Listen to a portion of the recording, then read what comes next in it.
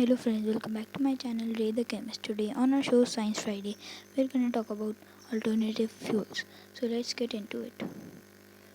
First of all, what is alternative fuel? So alternative fuel is basically an alternative to our conventional coal, diesel, petrol.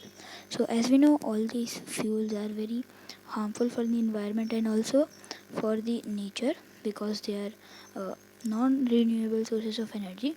So we are trying to figure out some alternatives of this uh, of the of these fuels to get a better world and cleaner nature. Now let's see what are the criteria for the best alternative fuels. These are the main properties or the characteristics that the alternative fuel should have to be the best. First of all, it should be cheap. If it is not cheap, nobody will opt for it. If it's like super expensive, then nobody will want to change from their old gasoline or diesel cars. Next, it should be easy to store. The difficulty to store is a very important thing. It should not be very difficult, or else if you want to, let's say, refill your car at your house, like in electric cars you can do that very easily, but in, like, let's say a hydrogen car, that's not possible. Next, it should be easily available, or it can be made very easily. It should also be very eco-friendly. Most probably it should be carbon negative, which means it's reducing the amount of carbon dioxide in our atmosphere, or carbon neutral, which means it's not adding to the uh, amount of carbon dioxide in our air. I have explained this in much detail in our carbon capture video. Next is it should be high energy density. This is one of the most main characteristics of the whole alternative fuel, because this basically means that if you have a container that is containing liquid it is we take it to be of 1 liter. So this 1 liter liquid is contain 1 liter box is containing the amount of equal amounts of different types of fuel.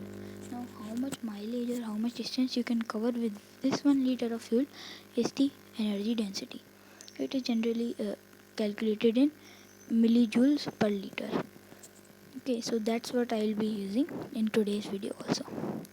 So before we start off with the discussion on which is the best fuel, let's decide a benchmark which is of gasoline. Gasoline is one of the widest used fuels nowadays in automotives. So we'll start off with this only. I will not tell whether it is cheap or expensive or not. I'll just give you the figures. Its cost is 79.22 rupees right now in India. The prices may vary from place to place, but this is the price in India which I'll be talking about. It is easy to store, it is easily available, and also it has a CO2 emission of 3.3 kg per kg. Its energy density is 32 to 34.8 millijoule per liter. So these were the facts for gasoline. Next is for ethanol. Ethanol is generally added to petroleum and then sold.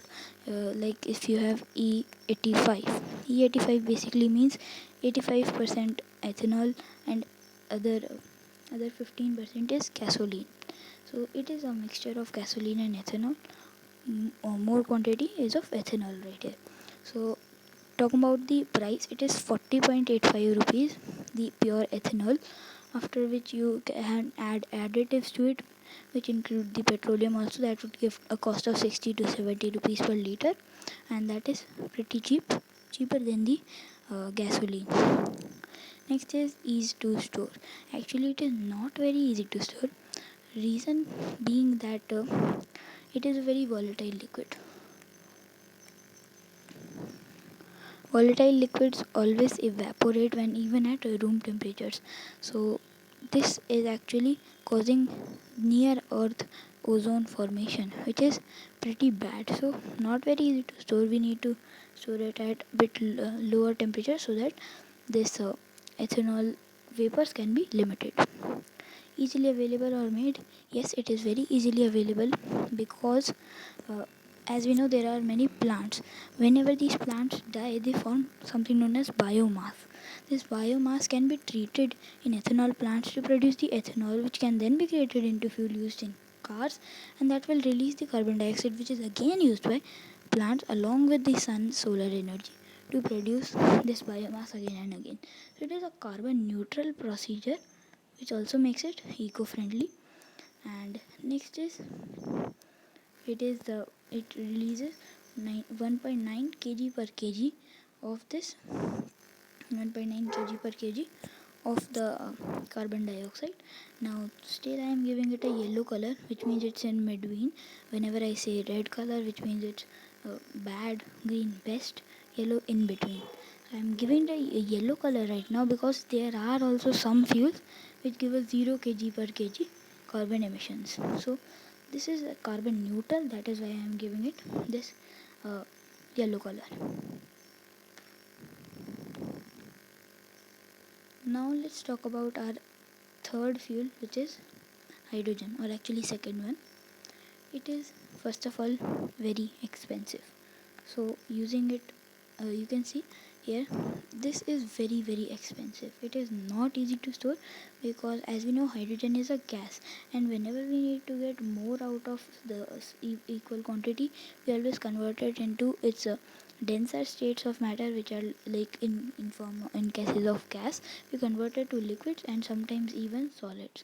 So right now we just convert it into liquids, and that also takes a lot of energy.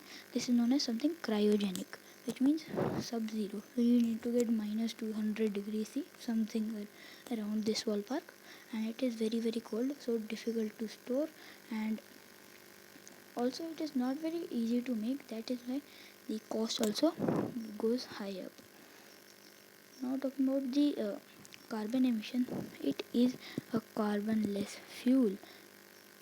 It only takes eco-friendly. It only releases 0 kg per kg of carbon dioxide. For every kg of a fuel burn, it releases no carbon dioxide. So very eco-friendly fuel, but again energy density is a very bad thing here because energy density is very low, 8.5 to 10.1 millijoules per liter, and that is very low. So hydrogen cars are basically nothing because of its high temperature which we need to store, low temperature which we need to store it at, very expensive, and also low fuel density. So you need to carry a lot of fuel, and again to carry that weight of the fuel you need more fuel. So that's just a very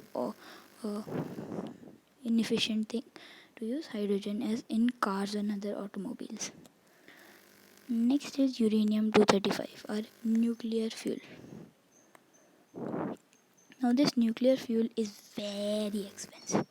It is like 1 arab 12 crore 50 lakh 97,500 rupees just for this 1 kilogram of stuff. So very expensive, not difficult to store, highly radioactive. Easily available outweight? No. We need to mine a lot of this just to get this much quantity. It takes a lot of time to mine uranium 235. Eco-friendly? Yes, it does not release carbon dioxide. This is a very interesting thing. It does not release any carbon dioxide, and its energy density is so high. You can basically take this many millijoules of energy out of only 1 liter of this stuff, and that's basically powering hundreds and hundreds and hundreds of cars, that too for more than 10 years or something. This is very high energy stuff, so this is also a pretty good option. We may be seeing a few fission cars in the future, not near future, but we'll surely see them. So this was basically for today's uh, Science Friday video. Hopefully you liked it. So please hit the like button, share, subscribe, and also comment for the next topic which you would like to see on our Shoes Rocket Monday, which is released every week on Monday, and Science Friday every week on Science on Fridays. Thank you.